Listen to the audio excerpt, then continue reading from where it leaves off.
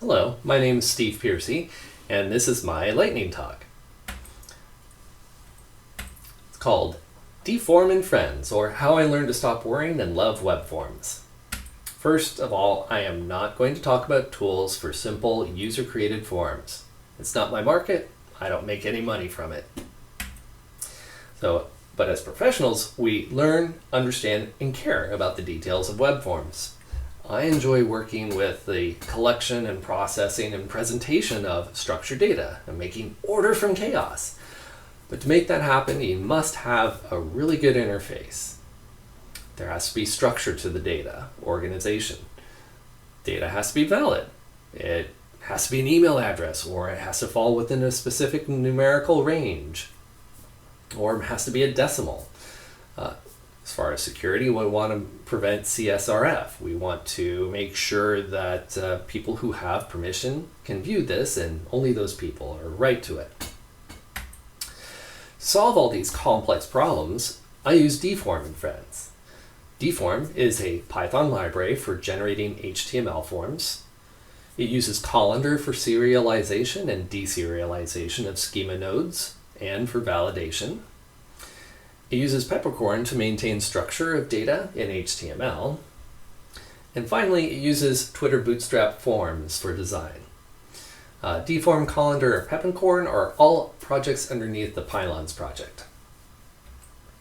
Now let's talk about data, specifically nodes and structure. A node is the most basic element or attribute of an object.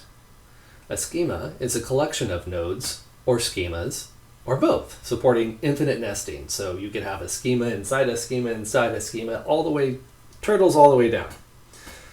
Thus, schemas support structured data. And here's how that looks in code.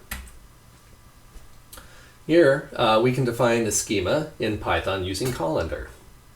Let's say a person has a name and an age. Next, people is a collection of persons, and it's in sequence, in order.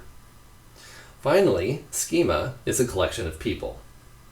We now have structure to our data. It maps well to either relational databases or ZODB. Now with HTML, submitting forms, it's just basically sending name-value pairs. It's flat. Peppercorn allows Deform to treat the form controls in an HTML form submission as a stream instead of a flat mapping of name to value.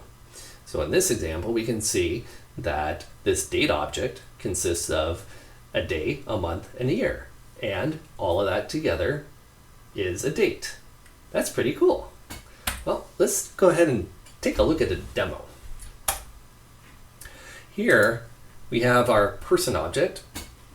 Let's add a person. And let's try to enter some data and see what happens when we try to put in some bad data.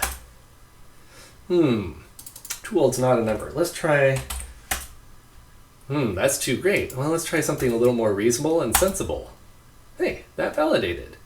And when we look at our data that got captured, we see that the first person in order is Steve. Boogie is the second. In a list, an ordered list, and that people consists of that sequence. That's cool.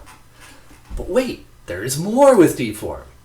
Not only do we have just this one example, but we've got a long list of widgets.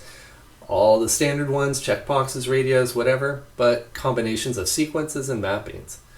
Not only that, but we're getting ready for Deform 3.0. And in this version, we are now using Bootstrap 4.5. And we've got all these other cool things, including an unofficial Deform demo where you can submit your own widgets. Here's one more thing that's really cool about Deform is, validating between fields. Here, this is saying we need to have at least one of those two fields has to have a value. So when I submit it, it says, whoops, can't do that. So I put in one value and it passes validation. Now with that concludes the demo. We are going to be sprinting. Here's more information to find out about that, and I hope you will join us.